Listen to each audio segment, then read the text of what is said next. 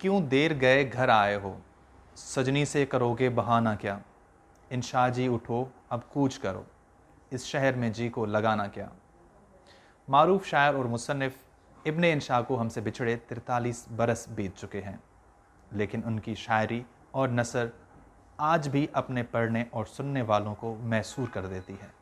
इब्ने इंशा का असल नाम शेर मोहम्मद ख़ान था। वो 15 जून 1927 को हिंदुस्तान के शहर जलंधर में पैदा हुए।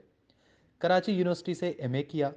उनके मारूफ शायरी मजमूओं में इस बस्ती की एक कूचे में, चांद नगर, दिल वहशी और बिलू का बस्ता शामिल हैं। उस्ताद अमानत अली ख़ान ने इब्ने इंशा की नज़म इंशा जी उठो को गाकर लाजवाल शोहरत अता की। उन्होंने यूनिसेको की सफ़ीर की हैसियत से यूरोपीय और एशियाई ममालिक के दौरे भी किए।